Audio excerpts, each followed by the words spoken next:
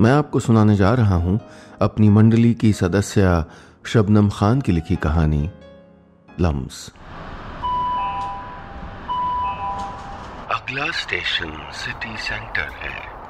दरवाजे दाईं तरफ खुलेंगे। अचानक मेट्रो के लेडीज कोच में चहल पहल बढ़ गई। मैं सब ध्यान से सुन रही थी। तेजी से अपने आखिरी स्टेशन पहुंचने की मेट्रो की आवाज, 2-4 लड़कियों की खिलखिलाहट, एक महिला की रास्ता बनाने की कोशिश, अरे जरा साइड हो जाओ, इन्हीं आवाजों से अंदाजा लगाती थी मैं अपने सफर का। देख ना पाने वाले लोगों के लिए आवाज की अहमियत वही होती है जो देख पाने वाले लोगों के लिए नज़ारों की होती है। खैर, मैंने अपना दुपट्टा ठीक किया और अपने बैग की छोटी वाली जेब से वो लिप बाम भी निकाल के लगा ली जो मेरी रूममेट ज्योति ने मुझको ये कहते हुए दी थी, स्पेशल डे है संध्या, स्पेशल लगना चाहिए तुझे, ले तू ये लिप बाम लगाना, कलर वाला है, तुझ पे सूट भी करेगा। स्पेशल डे सोच कर मैं मुस्कुरा उठी। अभी कुछ ही पलों में वो इंसान मेरे सामने आने वाला था जिसकी वजह से सब इतना स्पेशल हो रहा था। दीपक नाम था उसका, दीपक जायसवाल। मेरी हथेली पर लिखकर बताया था उसने। हाँ, लिखकर बताया था।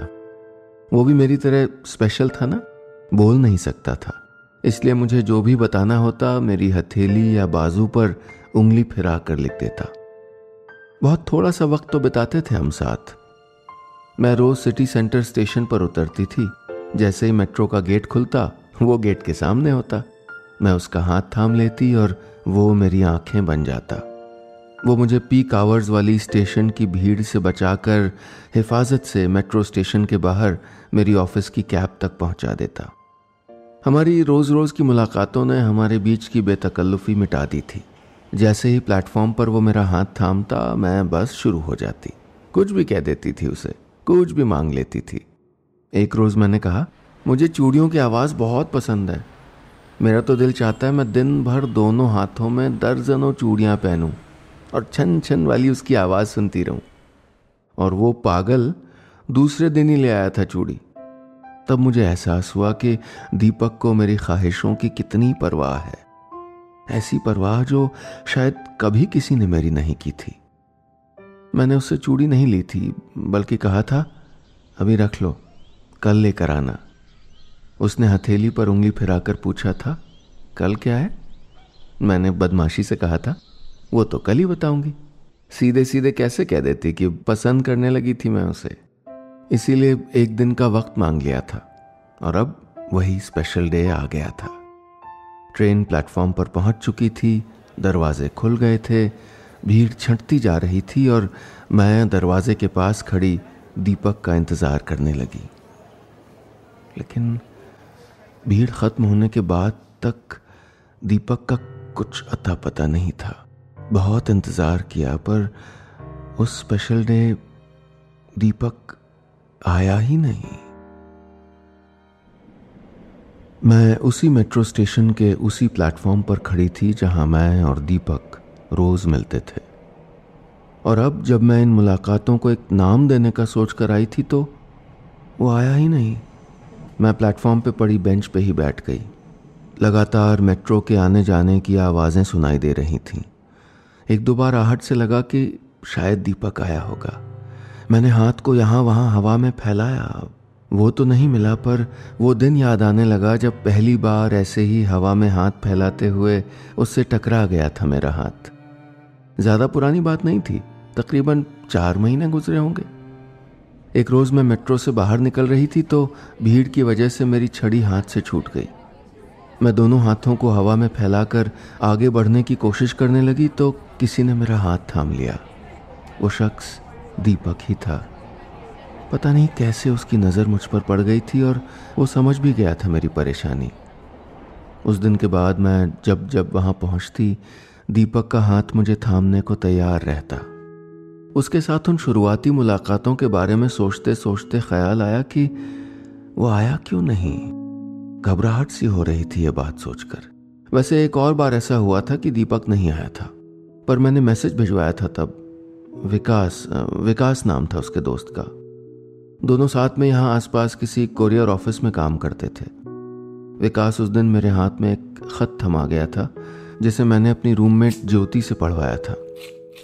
अरे अपने घर गया है संध्या, इलाहाबाद, अचानक जाना पड़ा। पर कितना स्वीट है ना, बता के गया तुझे। परेशानी में भी उस दिन की बात याद करके खुशी सी हुई थी, लेकिन इस बार तो कोई खत भी नहीं आया था। देर हो गई थी, कैब ड्राइवर का लगातार फोन आ रहा था। मैंने सोचा आज खुद स्टेशन से बाहर निकलना होगा। जमाने बाद इस स्टेशन पर छड़ी निकाल कर चलने लगी। सीढ़ियां आई तो एक बार फिर दीपक का ख्याल हावी हो गया। वो अपने दाहिने हाथ में मेरा हाथ पकड़कर सीढ़ियों पर आहिस्ता आहिस्ता ले जाता था। सीढ़ियों में एक जगह ऐसी भी थी जहां गैप ज्यादा रहता, शायद 7वीं या 8वीं सीढ़ी थी। ठीक वो जगह आने से पहले दीपक के हाथ की पकड़ मेरे हाथ में और मजबूत हो जाती। खैर ये सोचकर सीढ़ियां उतरी कि कोई बात नहीं, बस आज भर की तो बात है, कल दीपक फिर आ जाएगा इन सीढ़ियों पर मेरा साथ देने के लिए। मैं गलत थी, दीपक नहीं आया। न अगले दिन न उसके बाद, बल्कि एक दिन मैं खुद उसे ढूंढने निकल पड़ी। तपिश से मालूम हो रहा था धूप बहुत तेज हो चुकी है। माथे के किनारों से बहती हुई पसीने की बूंदें महसूस हो रही थीं। साइकिल रिक्शे में बैठे बैठे आधा घंटा हो गया था, लेकिन अब तक सही एड्रेस पर नहीं पहुंच पाई थी। मैडम ठीक से याद करो, थाने वाले चौराहे से बाएं तरफ था कि दाएं तरफ? रिक्शा वाला भी परेशान हो गया था, पर मैं उसे कैसे कहती, मैं खुद रास्ता नहीं जानती, फिर भी ढूंढने निकल पड़ी हूं दीपक को। उससे मिली आज तक की आधी अधूरी जानकारी और ज्योति की थोड़ी इंटरनेट सर्च से जो एड्रेस समझ में आया, वहीं दीपक का दफ्तर ढूंढने जा रही थी। तकरीबन 15 मिनट बाद मुझे रिक्शे वाले ने एक जगह उतार दिया। मैडम आपने जो एड्रेस बताया था वो सामने है बिल्डिंग, अंदर तक छोड़ दें? रिक्शे वाले भैया को शायद मुझसे हमदर्दी हुई थी। बिखरे बाल, ऊंचा नीचा होता दुपट्टा, माथे से टपकता पसीना। मुझे आदत नहीं थी अनजाने रास्तों पर जाने की। कुछ गिने चुने रास्तों पर आते जाते अब तक जिंदगी गुजारी थी मैंने। नहीं भैया थैंक यू, सामने है ना, मैं चली जाऊंगी। सॉरी मैडम, यहाँ कोई कुरियर का ऑफिस नहीं है, रिसेप्शनिस्ट ने कहा था। आसपास कहीं? मैं अपनी उम्मीद को टूटते हुए देखना नहीं चाहती थी, पर शायद वो रिसेप्शनिस्ट मुझे कोई झूठी उम्मीद नहीं देना चाहती थी। I am really sorry madam, पर आसपास भी कोई कुरियर का दफ्तर नहीं है। आप पानी लेंगी? बाहर गर्मी बहुत है, उसने अपनेपन में कहा था। पर मैं बिना कुछ बोले बाहर निकल आई। बिल्डिंग के अंदर जाना जितना आसान था, बाहर निकलना उतना ही मुश्किल हो गया था। छड़ी के सहारे चल तो रही थी, पर मन जाने कहाँ था। किसी ऊंचे नीचे पत्थर पर पैर पड़ गया था। आउच! कुछ सेकंड में वहीं बैठकर रह गई। आसपास से गुजरती गाड़ियों के शोर से मेरा दिमाग फटने लगा। ऐसा लग रहा था कि बस यहीं सब थम जाए। उस पल लग रहा था कि कहीं से दीपक आ जाए, एक बार फिर से मेरा हाथ थाम ले और फिर मैं उससे खूब झगड़ा करूं। क्यों चले गए थे मुझको छोड़कर? देखो पैर में मोच भी आ गई। रास्ते में लोगों की मदद मांग मांग कर आसपास के इलाकों के 2-3 और कुरियर दफ्तर हो आई, पर दीपक उनमें से किसी में नहीं मिला, या शायद मैं भी सही पते पर नहीं पहुंच पाई थी। रात को तकिए में मुंह दबाकर बहुत रोई।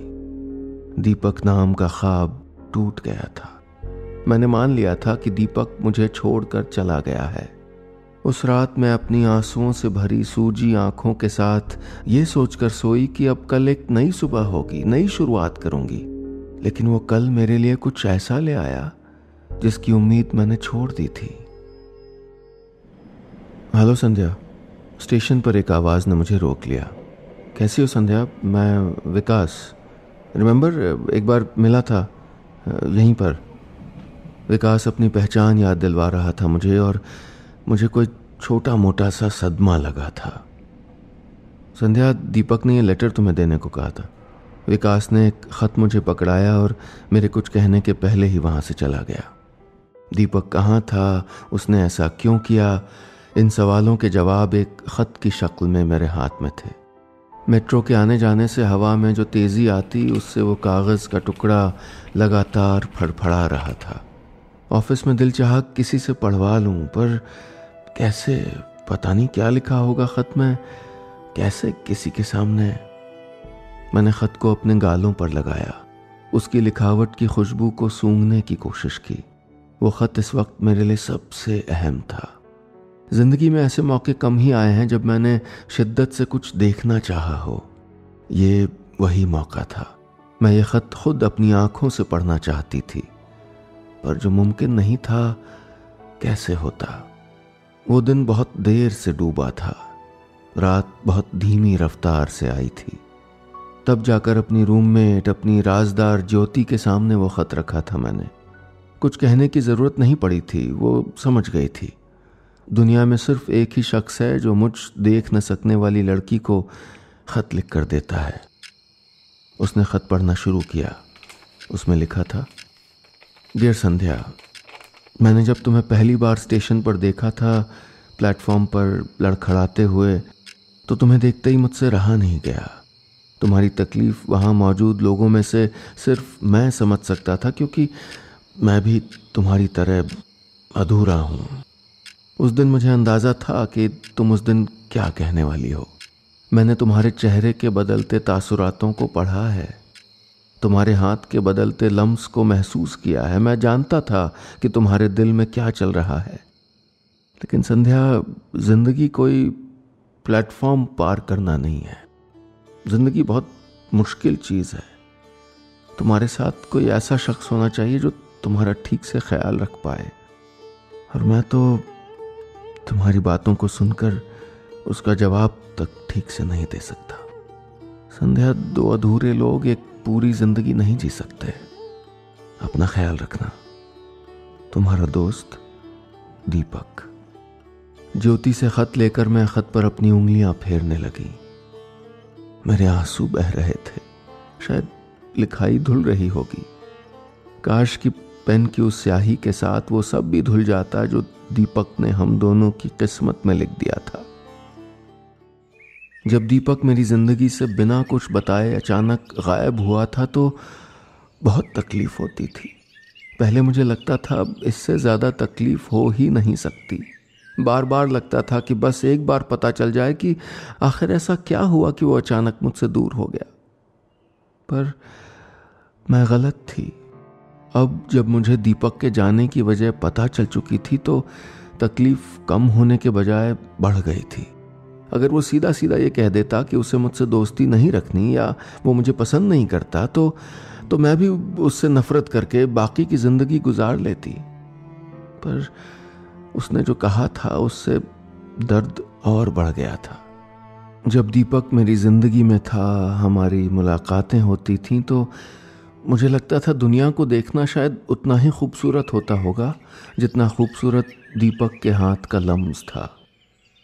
दीपक के साथ होना आधी दुनिया देख लेने जैसा था।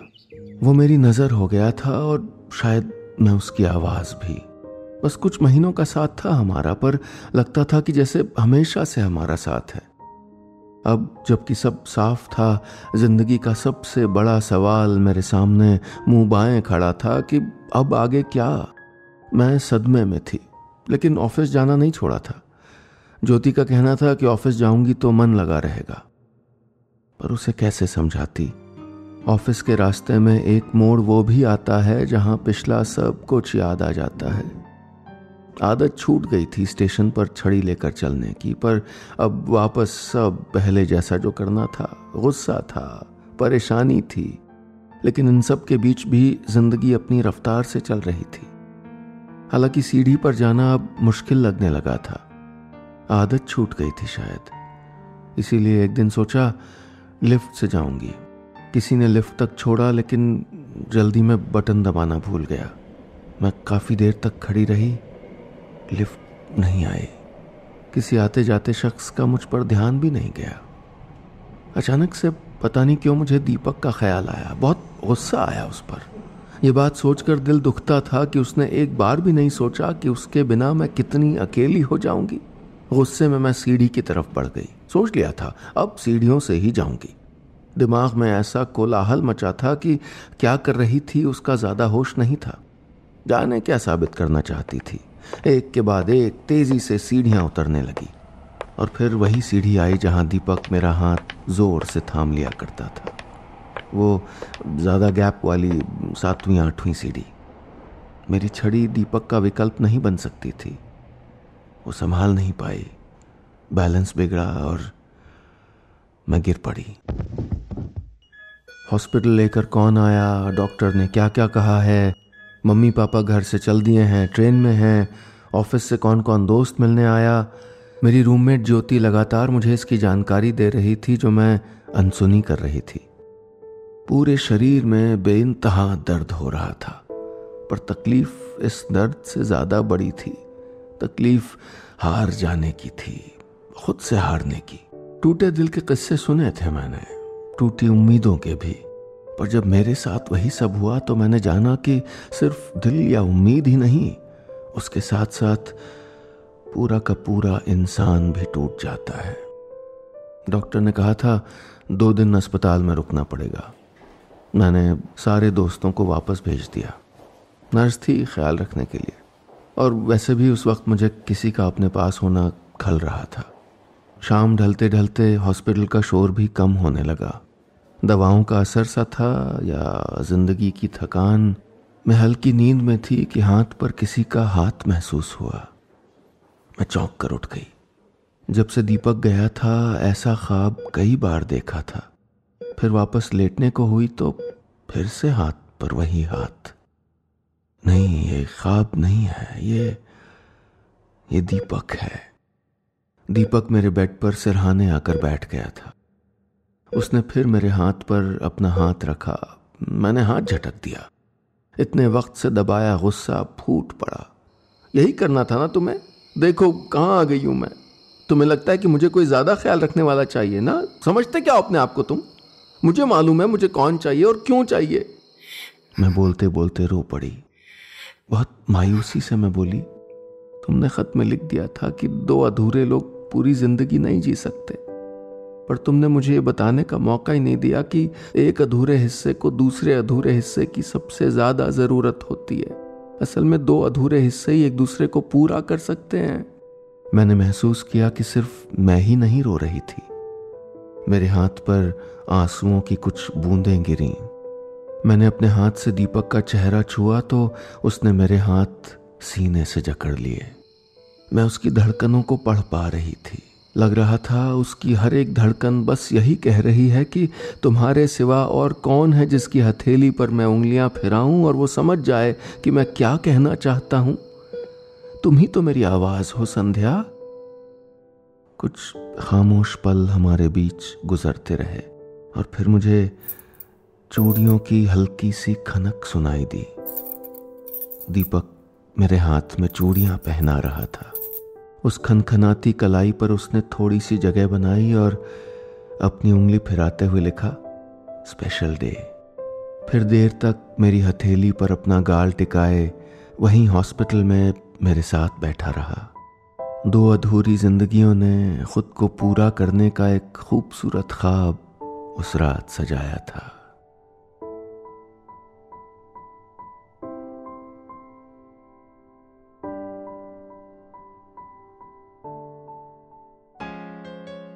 दोस्तों, कहानी खत्म, पैसा हजम।